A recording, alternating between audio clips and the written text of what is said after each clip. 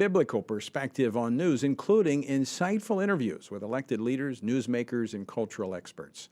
I want to thank you for joining us today. We have a great program coming up, but first, here are some headlines from our friends with FISM News. For FISM News, I'm Samuel Case with your Washington Watch News update. It's Tuesday, October 10th, and here are today's headlines. We start with an update to the war in Israel, where Israeli fighter jets struck more than 200 targets in the Gaza Strip overnight after mobilizing 300,000 reserve soldiers for a possible ground offensive. Meanwhile, the Biden administration is now in the hot seat after an Israeli commander now says the U.S. weapons left behind during the withdrawal from Afghanistan have found their way into the hands of Hamas terrorists. That commander tells Newsweek it's even possible Hamas is learning to manufacture these weapons on their own through reverse engineering. Now, this comes as the death toll continues to grow in the region. At least 1,000 Israelis and 700 Palestinians are dead, along with 11 Americans as well. And as Israel continues to ramp up its assault on Gaza, at least one senior Hamas official says the terror group is open to ceasefire. That official telling Al Jazeera Hamas has achieved its targets and is now open to what he called political dialogues. But Israel isn't interested in talking. Prime Minister Benjamin Netanyahu saying peace will only come once Hamas is completely destroyed. Israel is at war. We didn't want this war. It was forced upon us in the most brutal and savage way. But though Israel didn't start this war, Israel will finish it. Hamas will understand that by attacking us, they've made a mistake of historic proportions. We will exact a price that will be remembered by them and Israel's other enemies for decades to come. Israeli Defense Forces say they are continuing to uncover horrific atrocities committed by Hamas. That's including new reports of dozens of murdered babies in the small town of Kfar Aza. That's in southern Israel, just outside of Gaza. Citing this brutality, Netanyahu said victory over Hamas will be a victory for the entire world. The savage attacks that Hamas perpetrated against innocent Israelis are mind-boggling, slaughtering families in their homes, massacring hundreds of young people at an outdoor festival, kidnapping scores of women, children, and elderly, even Holocaust survivors. In fighting Hamas, Israel is not only fighting for its own people, it is fighting for every country that stands against barbarism. Meanwhile, other politicians and governments are also giving their thoughts on the war. FISM's Ian Patrick has more on this. Reactions to the Hamas attack on Israel, something that Daily Wire editor Ben Shapiro labeled the worst day for Jews since the Holocaust, have been steadily pouring in over the last few days. Multiple world governments came together to express steadfast and united support to the state of Israel and unequivocal condemnation of Hamas and its appalling acts of terrorism. That joint statement was issued by the leaders of France, Germany, Italy, the United Kingdom, and the United States. However, not all politicians are expressing the same message of unification in support for the nation of Israel, specifically Squad members Rashida Tlaib and Cori Bush. Although some of the Squad members have previously issued critiques and even anti-Semitic remarks against Israel in some cases, these statements were met with swift pushback from even their own party. And finally, as the House scrambles to find a new speaker in light of the war, Kevin McCarthy is now leaving the door open as to reprise his role as House Speaker, telling conservative radio host Hugh Hewitt he'll do whatever the conference wants. Republicans are holding a candidate forum today and will take a vote on the matter tomorrow morning. And with that, those are today's headlines from FISM News. You can catch our full show tonight, 7 p.m. Eastern Time on our website. That'll be at fismnews.tv. We'll cover the war in Israel in much more detail. Again, 7 p.m. Eastern Time, fismnews.tv. You can also download the FISM app to take our news on the go as well. With all that, stay tuned for Washington Watch with Tony Perkins. Once again, I'm Samuel Case, and I'll see you again tomorrow with much more news coverage. Catch you then.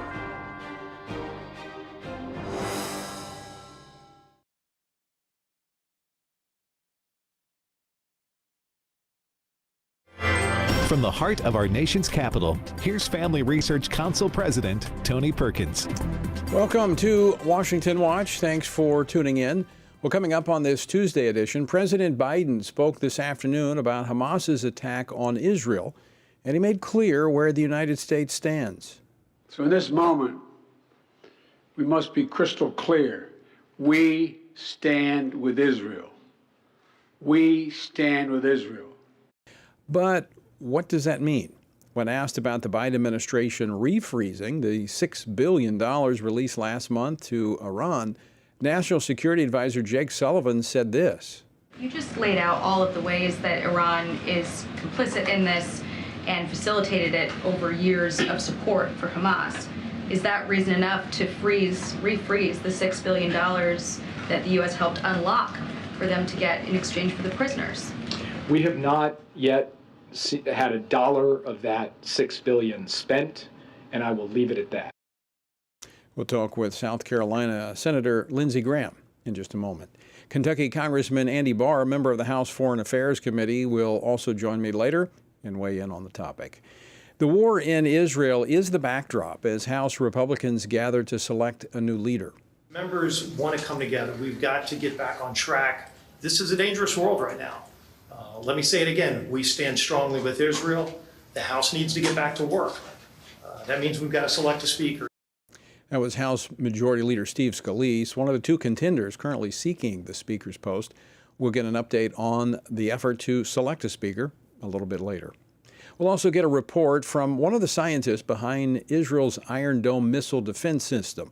Dr. Ari Sasher joins us live from Israel. And Carolyn Glick, a contributing editor for the Jewish News Syndicate and a senior fellow for Middle Eastern Affairs at the Center for Security Policy, will talk about the policies that really set the stage for this brutal terrorist attack. That's coming up later on Washington Watch. Also, Paul Crouch Jr., a part of the Washington Watch team, is actually in Israel, and he's going to join us with an update from Jerusalem. We are all praying for Israel, and I would encourage you to do so, but we also need to be praying for the House of Representatives as they meet this week to select a new leader.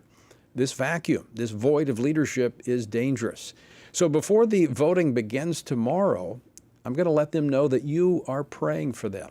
Simply text the word speaker to 67742. That's the word speaker to 67742. You'll get a link, sign up, and I will deliver that to them tomorrow before they start voting.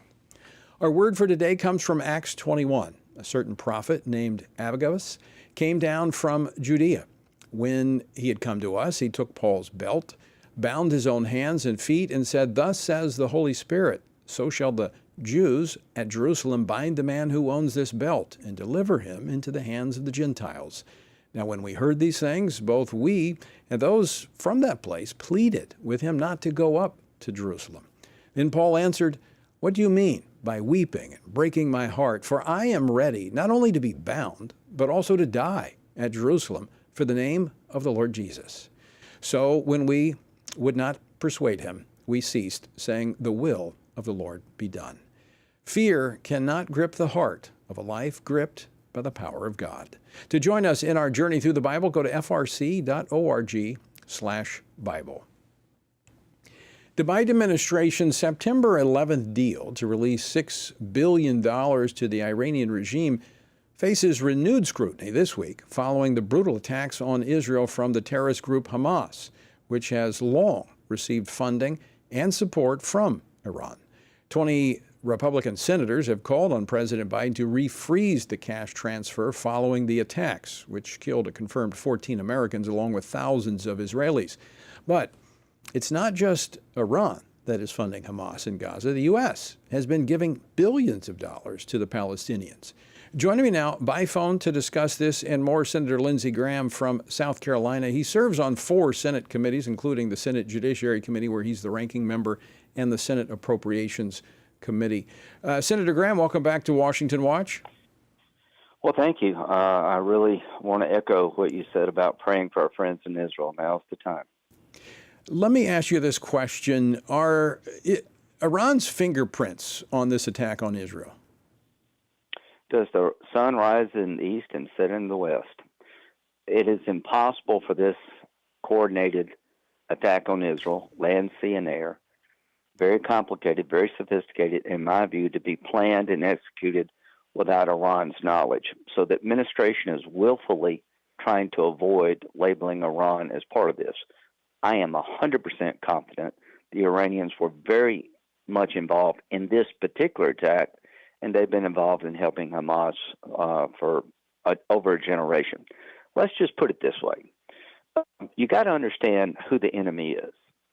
When I say Russia, I think of a guy trying to recreate the Soviet Union, Russia empire. When I look at Rocket Man in North Korea, I think of a thug trying to stay alive. When I look at the Chinese, I think of a communist dictatorship trying to have influence throughout the world. When I look at the Ayatollah in Iran, I see a religious Nazi. He's different than everybody I've just described. The Shiism that he adheres to requires him to destroy the Jewish people in Israel, to purify Islam in the image of Shiism, not Sunnism, and to come after us. He's a religious Nazi. He is not going to stop till somebody makes him stop. This attack by Hamas could not have been possible without help from Iran, and Hamas, they're religious Nazis also.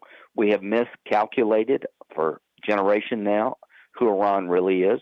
Israel is in a box. They have to go in on the ground and destroy Hamas to their greatest capability.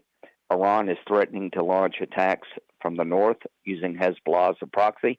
I am calling on this administration to tell the Iranians if there's further escalation, if one hostage is killed, if another group attacks Israel, we will destroy your oil infrastructure and put you out of business. If we do not do that, this war gets bigger. Senator, let's talk about this history of appeasement where we have this international community pressuring Israel to back off. We saw it, the first tweets out of the Biden administration was, oh, we got to be restrained in your response. Isn't that what brought us to this point of not taking them at their word and taking action? They're not a normal. What does the Ayatollah want? I'm going to ask you. I'm interviewing you now. What is the agenda for the Ayatollah and his regime? What does he want? Well, you just laid it out. He wants to destroy Israel. He wants to destroy America. He sees he is bringing in their eschatology the final conflict of the world. Yeah, he's trying to spread Shiism throughout Islam and dominate Sunni, the Arabs. That's what he wants. What did Hitler want? Nobody believed he wanted to kill all the Jews, but he did. Right. He wanted a master race. But they've told us they want to do that. The Ayatollah wants a master religion. If you don't get that by now, you're making a huge mistake. So all those in the 30s who thought Hitler just wanted a little more territory that was German-speaking, they didn't read his book. Right. I listened to the Ayatollah speeches. I have been briefed by the CIA. I know what they want. They want to kill all the Jews. They want to destroy Islam as we know it, and they want to come after us. It is now time to bring them to heel. I want to play a clip from the UN Secretary General, Antonio Guterres, because this is what we're going to hear. This is what, clip number 4. This most recent violence does not come in a vacuum. The reality is that it grows out of a long-standing conflict with a 56-year-long occupation and no political end in sight. It's time to end this vicious circle of bloodshed, hatred, and polarization. America needs to completely repudiate that type of message. I'm going to do it right now on your show, and let me tell you why. Israel has made peace with Arab countries through the Abraham Accords. Mm-hmm. Israel is seeking a peace agreement with Saudi Arabia, the center of Sunni Islam. So there's plenty of evidence that Israel can make peace with Islamic nations who seek peace. What the Secretary General doesn't understand is that the motivation of Hamas, Hezbollah, and the Ayatollah is to destroy the Jewish state. So Israel is capable of making peace with its neighbors, but it would be asking Israel to make peace with Adolf Hitler. That's what we're talking about. The Ayatollah wants to kill all the Jews because of his religious doctrine. So that's what people don't get. I get it. You get it. Right. Don't ask Israel to try to accommodate a group of people who want to destroy them. Senator, you brought up these conversations that are taking place between Saudi Arabia and Israel, building on the historic Abraham Accords. Accords. Where we are looking at Saudi Arabia and Israel normalizing relationships there. Do you think that might have been something that triggered Iran to send Hamas into Israel to disrupt that conversation? Yeah, well, I'm trying not to cuss on your program because you're a very good guy and you have a lot of nice people listening. Yeah, 1,000%. I talked to the Saudi ambassador yesterday.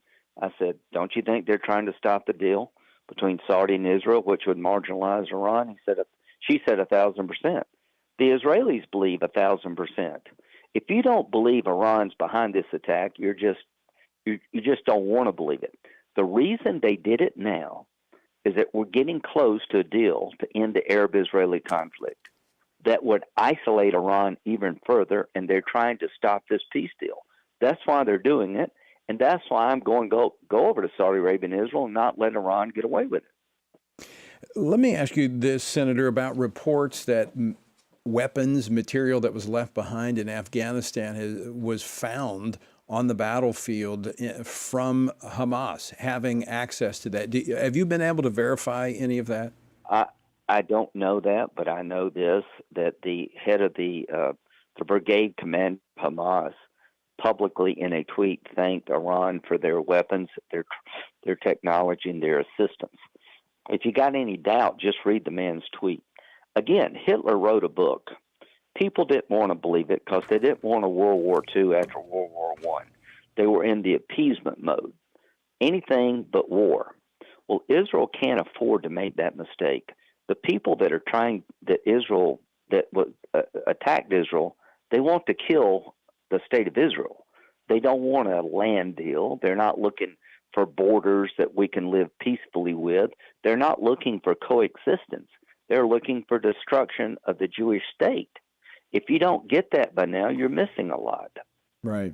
So, Senator Graham, last question for you. What should be the next solid steps? I know the president today said that we stand with Israel. What do we need to do to show that is, in fact, the case? Well, what the president didn't do is mention the word Iran. We need to put the Iranians on notice that the pillage and the murder and the destruction is coming to an end. You're responsible for killing 14 Americans. If one of these hostages is executed by Hamas, if there's an escalation against Israel in any way, we're going to you, Iran. We're going to put you out of the oil business. You won't have any money to sponsor terrorism. Number two, we need to be all in with giving Israel what they need if they have to attack Iran, but to go in on the ground and destroy Hamas, which will be one bloody fight, and never suggest they have to stop. We should give Israel the freedom of action and all the weapons they need to destroy Hamas. We should put Iran on notice. You're next if this gets bigger. All right, Senator Lindsey Graham, I got to leave it there. Thanks so much for joining us today. Always great to talk with you. Senator Lindsey Graham of South Carolina, again, be praying. This is not going to be fast. That is one of the most densely populated areas in the country, in the world, when you look at Gaza, the Gaza Strip. It is going to be very intense. All right, don't go away. We're coming back with more Washington Watch on the other side of this break.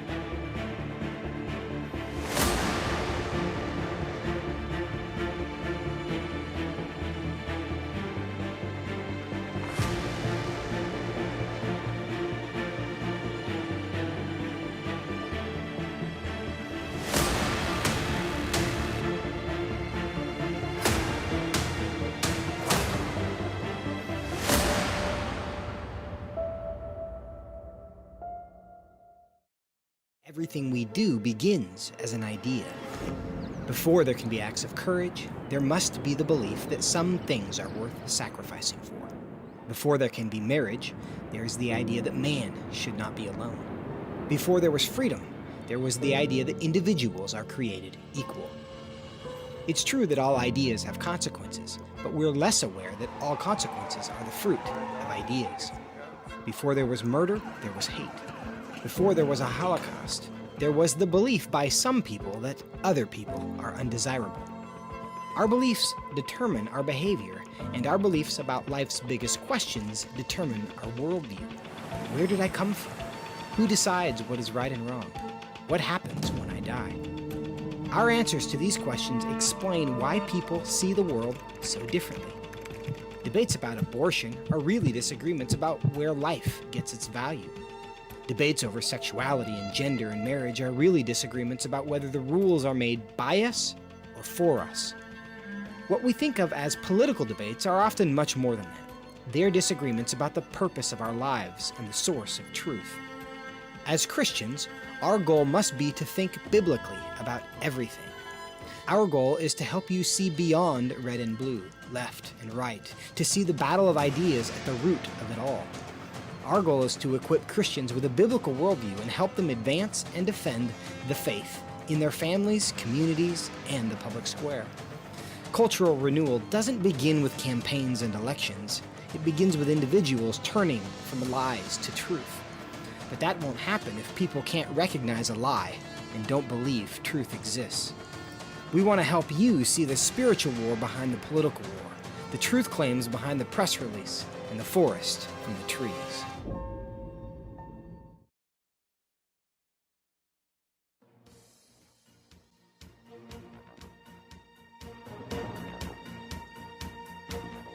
Welcome back to Washington Watch. Good to have you with us. The website, TonyPerkins.com. All right, as I mentioned yesterday, as the House will be meeting momentarily, just to hear from the candidates who are vying for Speaker, and we need to pray for them.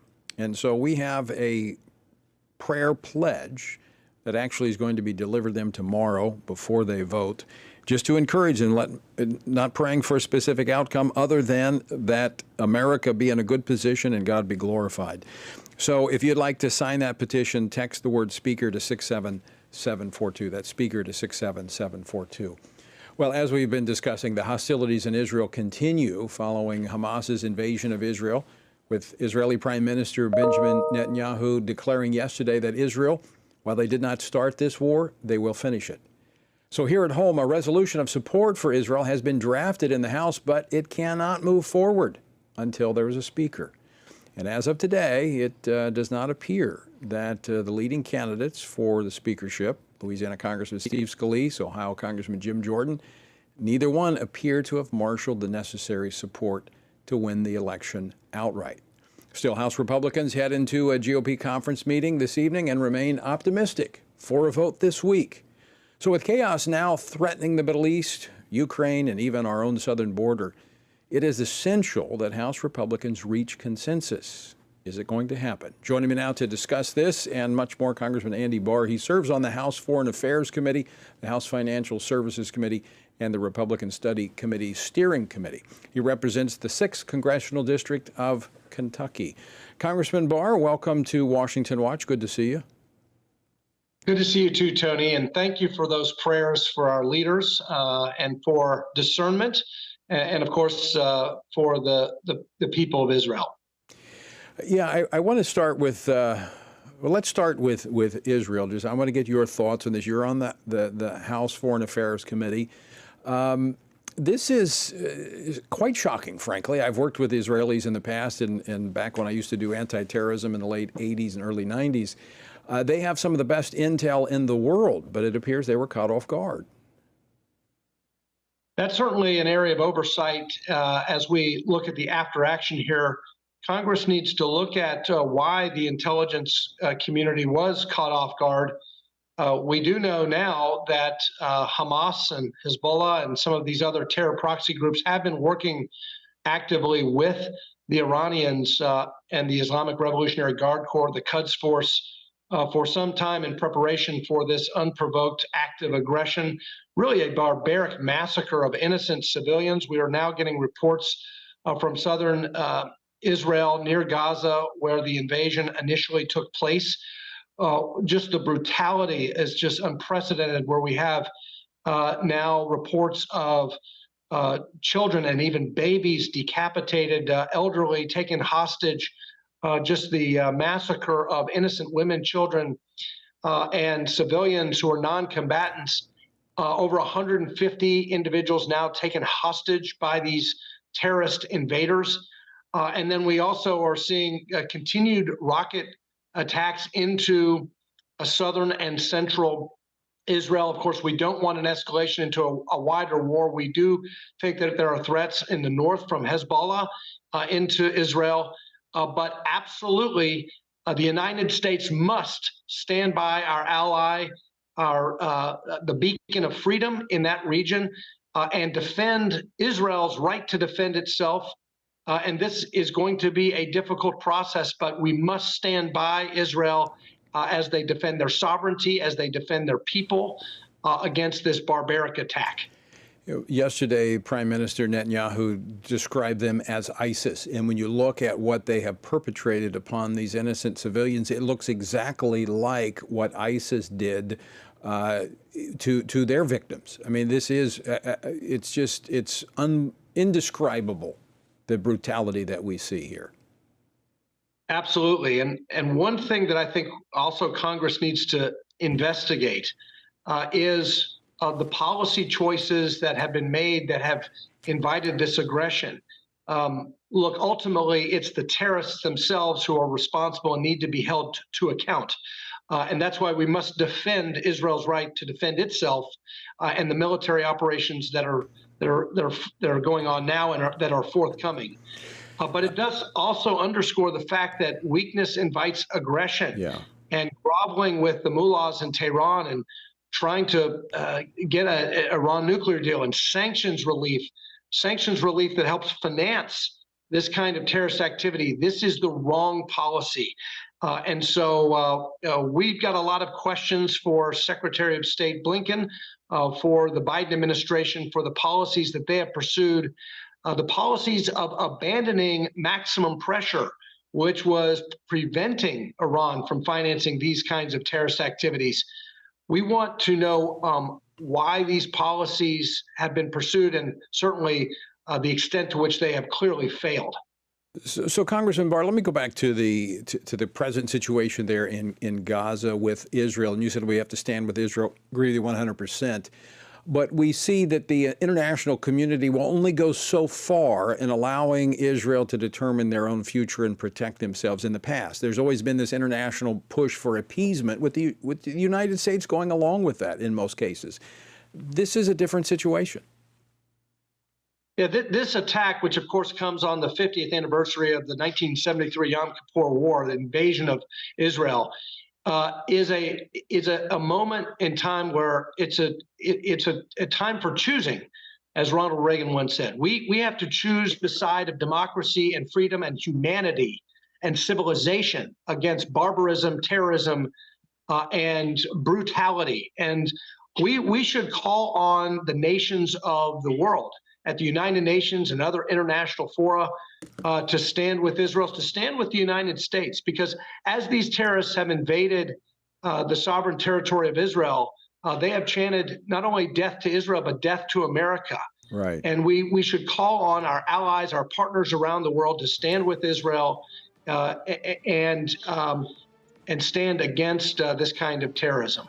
Congressman Barr, 20 seconds left, but are you optimistic that we may have a House Speaker by the end of the week? I am optimistic. We are blessed with two wonderful, trusted conservative leaders in Jim Jordan and Steve Scalise. I've announced my endorsement for Steve Scalise, mainly because he is a uniter and a fighter. We know that from his surviving that gunshot wound and for being an advocate for members. But, you know, Jim is a great fighter as well. What I like about Steve Scalise is he said that if Jim Jordan gets the majority vote, he's going to support Jim Jordan. That's the kind of selfless, sacrificial leadership we need. We got to leave it there. Thanks for joining us. Always good to see you. Folks, stick around. We're back after this.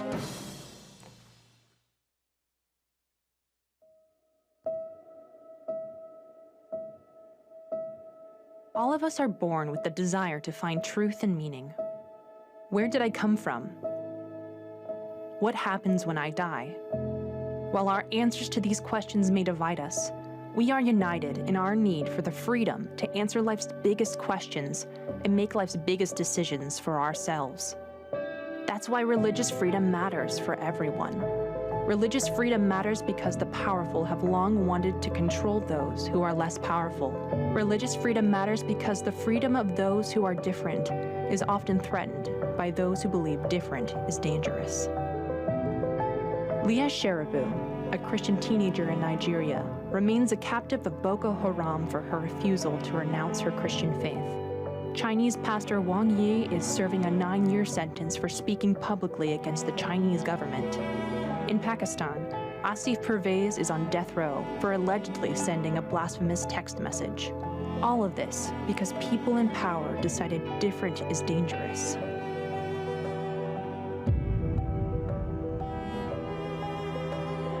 At the Center for Religious Liberty at Family Research Council, we promote religious freedom for everyone because the only alternative is religious freedom for no one. We encourage Americans and the American government to engage and advocate for the persecuted, and they do. We work every day to bring good news to the afflicted, to proclaim liberty to captives and freedom to prisoners. We do it because that's what Jesus does. We work to give freedom to others because we ourselves have been set free.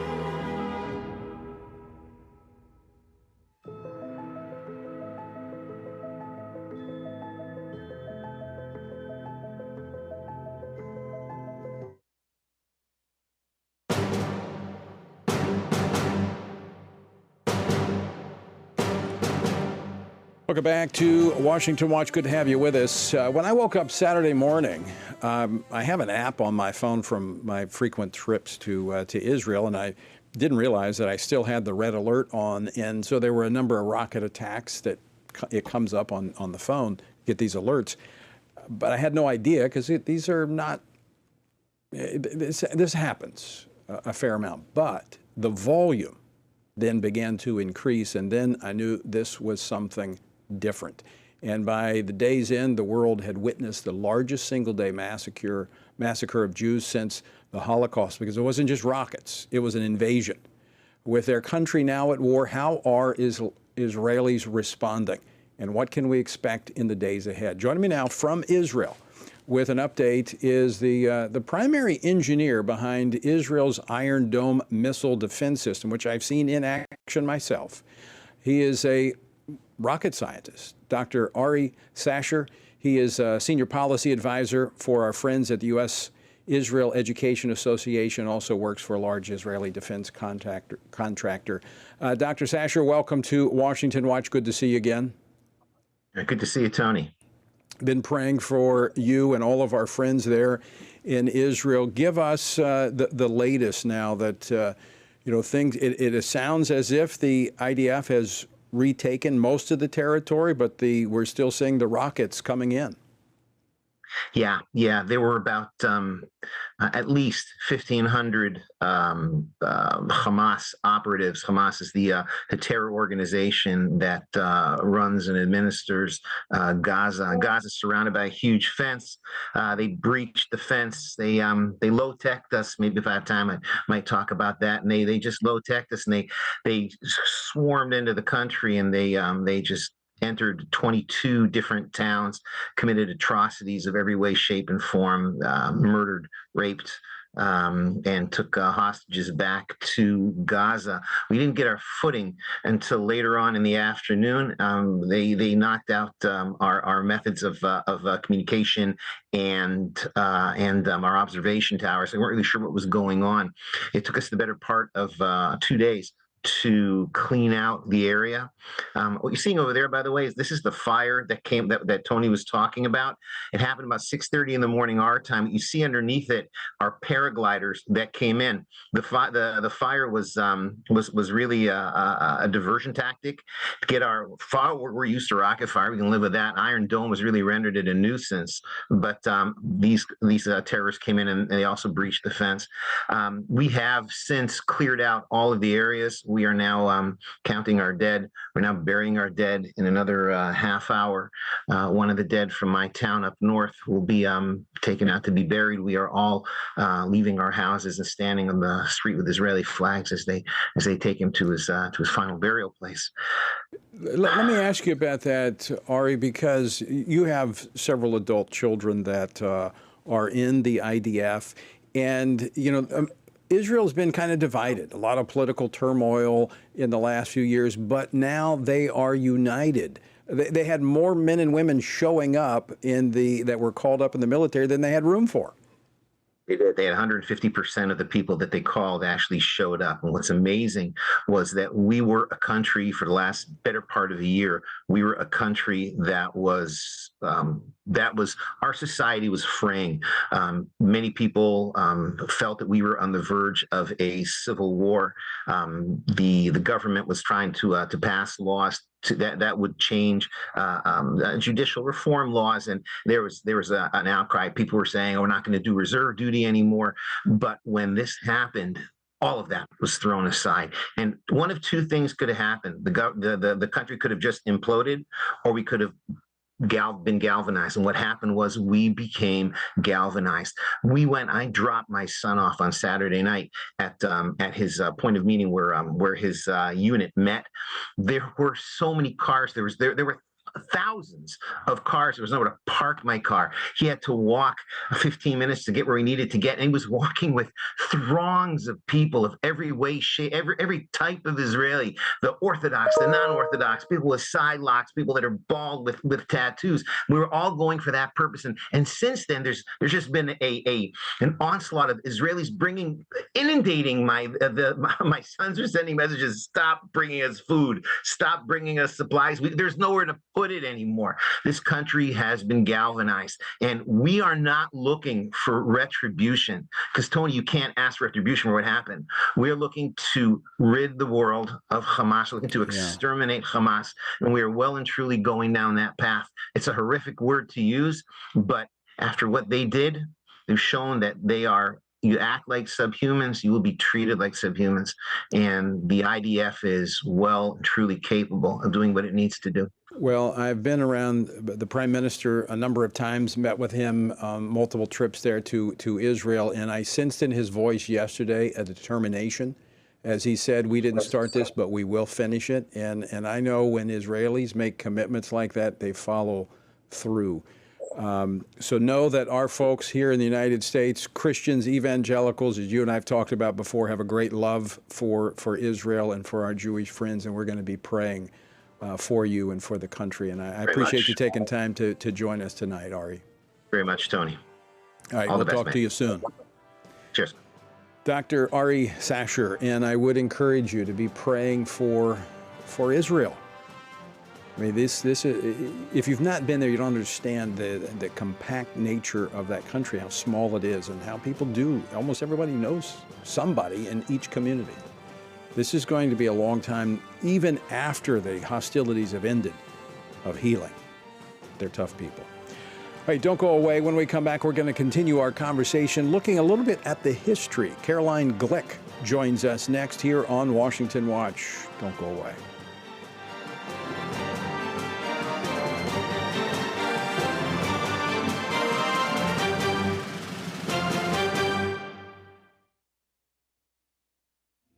The world is hurting, streets are filled with crime, families are broken, sin is celebrated, and God is mocked.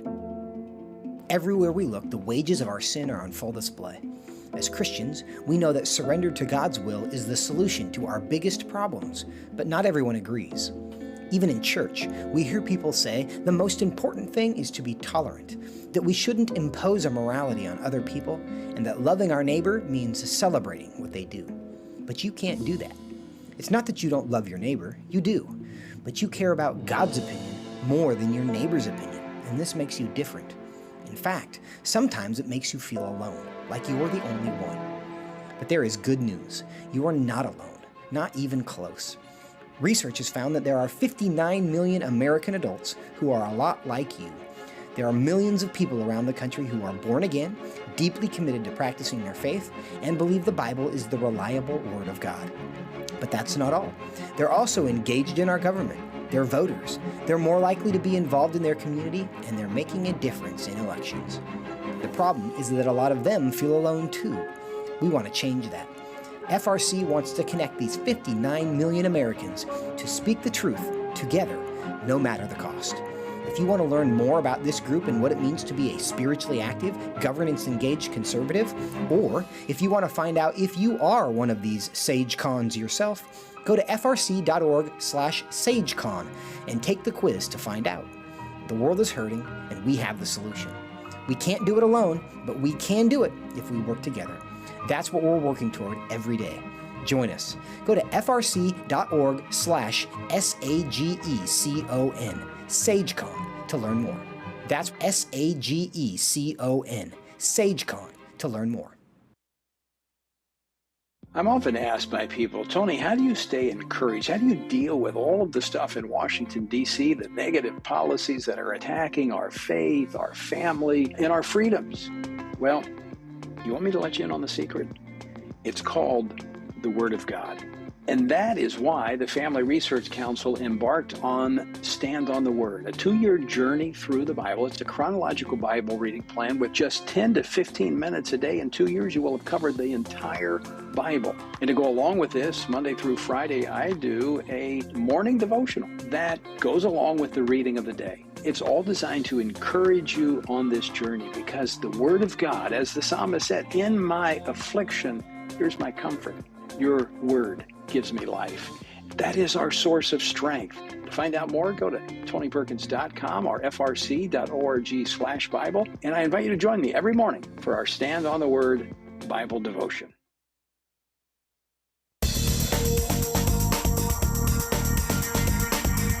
This is Washington Watch. I'm Tony Perkins, your host. Thanks for joining us on this Tuesday. The website, tonyperkins.com. And again, I want to remind you, tomorrow we will be delivering to the Republican conference your prayer petitions, letting them know that you are praying for them as they make this decision of selecting a leader. We need to get a House Speaker so the House can move forward. I mean, what we see happening on the world stage is a reminder that America needs to lead. So text the word speaker to 67742, speaker to 67742. Sign the prayer pledge, and I'm going to get those to them when they meet tomorrow before they vote.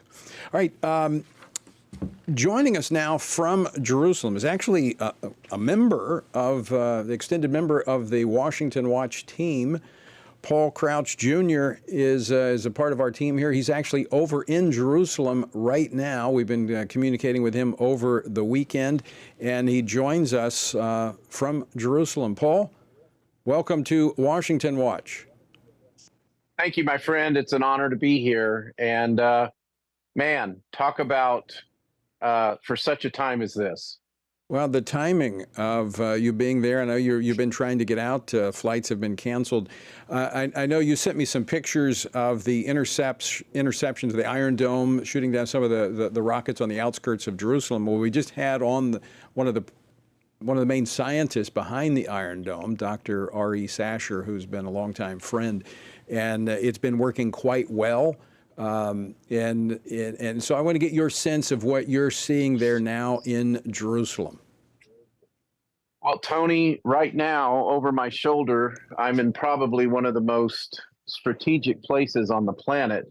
And over my shoulder here is Mount Zion. The Dome of the Rock is literally right behind me. It's peeking up over the horizon there. And the Al-Aqsa Mosque, and many are calling this the Al-Aqsa War. But last Saturday morning, Brenda and I got up and we were heading out to go do some shooting, and with a camera, not a gun. Sorry. Yeah, exactly. And so all of a sudden we hear the air raid sirens going off.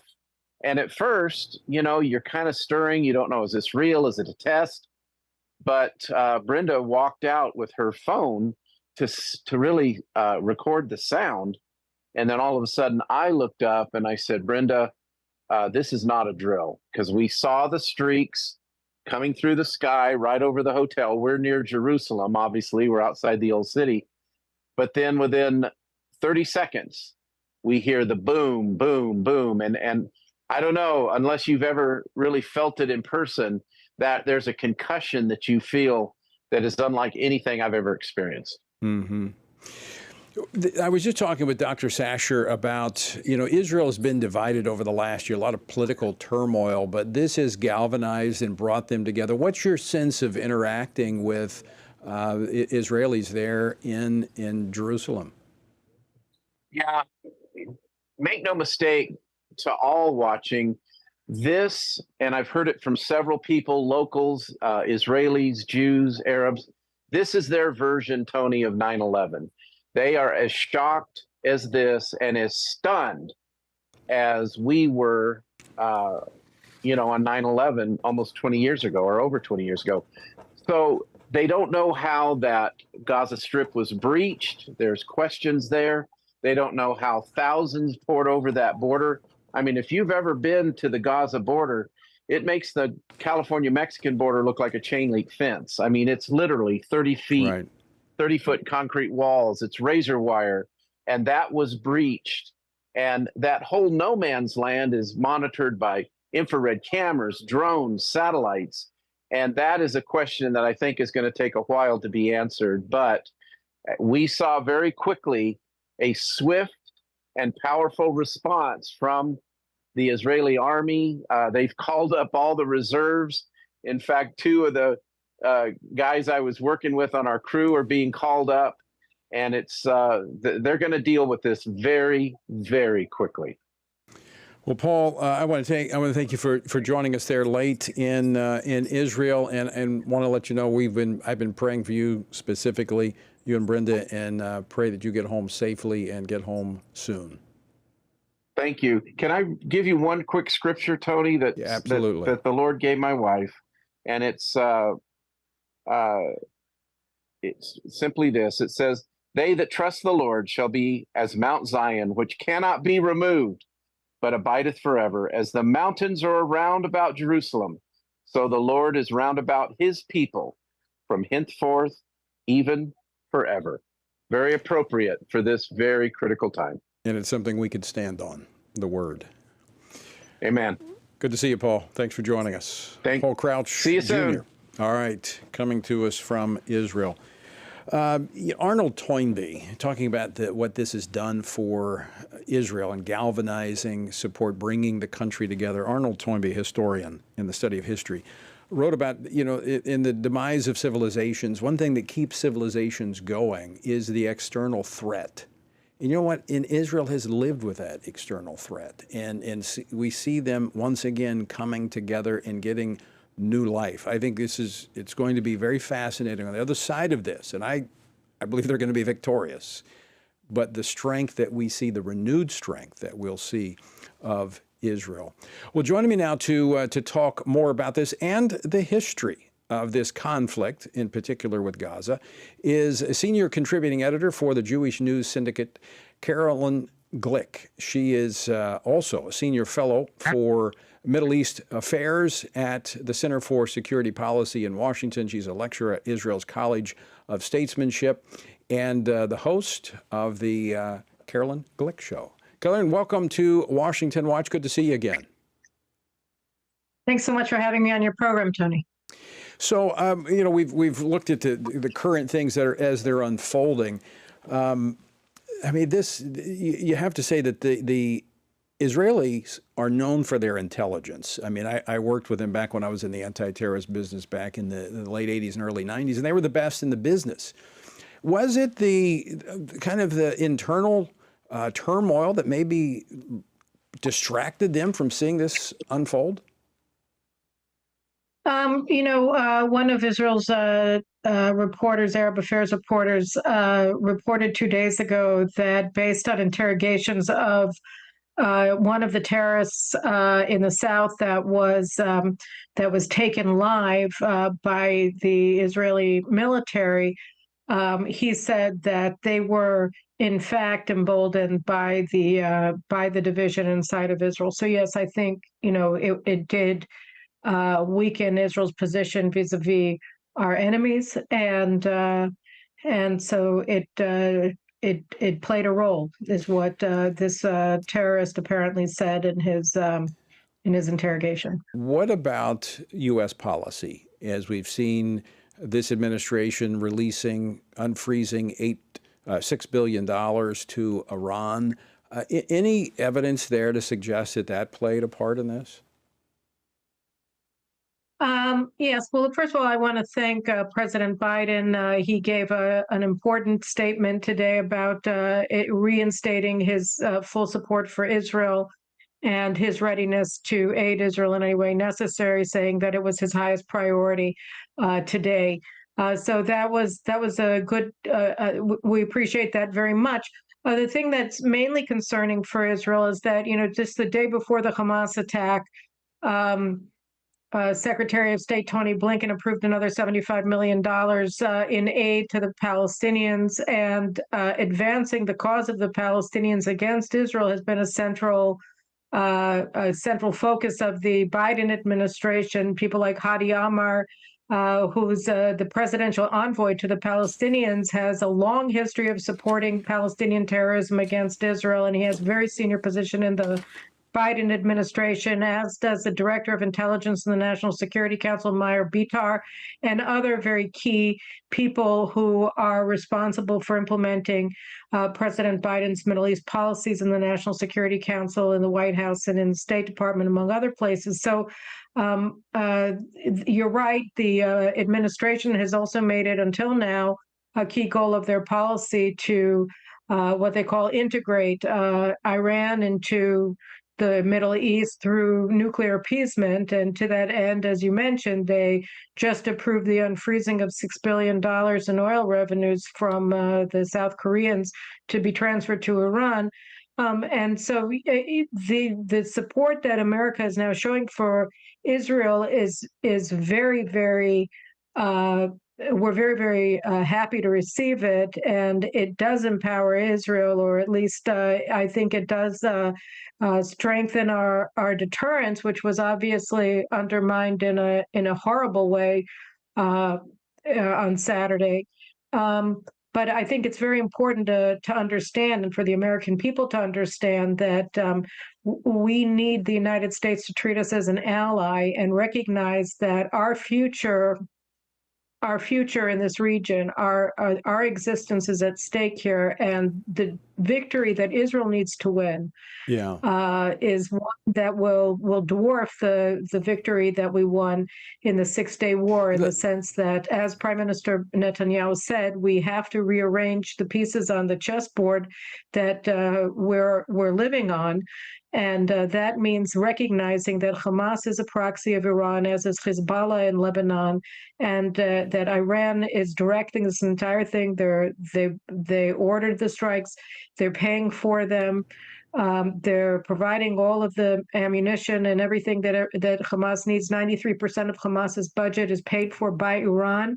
And in order for Israel to truly remain safe, to be safe, we have to obliterate the Hamas regime. Let me ask you about that, because when there was disengagement back in 2005, I've been here for a while, and I know you've been around, so I was in meetings when they were discussing that, trying to sell that to evangelicals here in this country. And we see that those policies in the past have repercussions. And that disengagement in allowing self-government there in Gaza, which in 2007 went south with Hamas, we should have seen this coming, should we have not?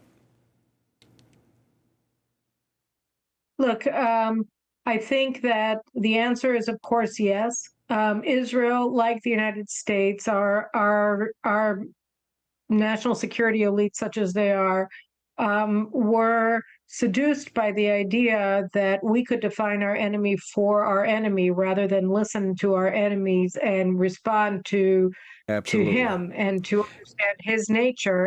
And so, the disengagement from Gaza was an insane policy. It was obvious at the time. Many Israelis, and certainly myself, were warning against it all along and opposed it with every fiber in our being, because we understood that it was going to lead to this. Right. And Sharon simply refused to listen. We're going to run out of time, but from a standpoint of going forward, those external voices of the international community basically pushing appeasement is what led to that. And I heard a resoluteness in Benjamin Netanyahu's voice yesterday, the prime minister, that you're going to finish this. So is this time going to be different? Of course it is. I mean, we had a Holocaust-level atrocity perpetrated against the Jewish people on Saturday. It was something that Israel was established in order to prevent. And Israelis are united in understanding that the Hamas regime in Gaza has to be utterly obliterated. And by the way, what I just wanted to say to end this is that it's not just Hamas. Hezbollah has 250,000 missiles pointing at Israel, and it cannot end this war with those missiles pointing at Israel or being shot at Israel. We have to end their threat against Israel. And finally, goes to Iran itself. You know, you have a country there that is a dictatorship that has been threatening the world, and first and foremost, Israel is on the cusp of nuclear weapons, and its people want to overthrow that regime, and they should be supported in their efforts. And Iran's effort and Iran's attempts or steps that it's taken, in large part thanks to the positions of the Biden administration to appease it towards the nuclear finish line, have to be pushed back to such a degree that they won't even try to do it again. I agree, and I know Israel understands timing, and this is the moment I think that Israel has the ability to take care of business. And I think the rest of the world, while their attention is there, is not going to say much. But that window closes pretty soon. Well, we have a people united behind us, and I think that it's very important for Israel and for our friends abroad, like you and your listeners, who we truly admire for your support for Israel, that we make it clear that what starts in Israel doesn't end with Israel. What starts with the Jews doesn't end with the Jews. Right. The United States knows what jihad is, even if it's pretended it away. And if we don't defeat the forces of jihad led by Iran here, they will be at your doorstep as well tomorrow. Well said. Carolyn, let me thank you for joining us, praying for the safety of all of our friends there in Israel. Thanks for taking time to join us tonight. Thank you very much, and God bless you for your support for Israel. We really appreciate it. All right, Carolyn Glick. You can find out more. Go to the website, TonyPerkins.com, and follow the links over. And again, be praying for Israel. And again, the threats that they live with daily, what we've seen here is a manifestation of the level of the threat. They need to be able to do what they need to do to protect their people. Also be praying for the Congress that they would select the right speaker. Text the word speaker to 67742. All right, folks, out of time for today. I want to thank you for joining us and being a part of Washington Watch. And until next time, I leave you once again with the encouraging words of the Apostle Paul, found in Ephesians 6, where he says, when you've done everything you can do, when you've prayed, when you've prepared, when you've taken your stand, by all means, keep standing. Washington Watch with Tony Perkins is brought to you by Family Research Council and is entirely listener-supported. Portions of the show discussing candidates are brought to you by Family Research Council Action. For more information on anything you've heard today, or to find out how you can partner with us in our ongoing efforts to promote faith, family, and freedom, visit TonyPerkins.com. Also, to leave a comment about Washington Watch, call our watch line at 1-866-372-7234. That's 1-866-372-7234.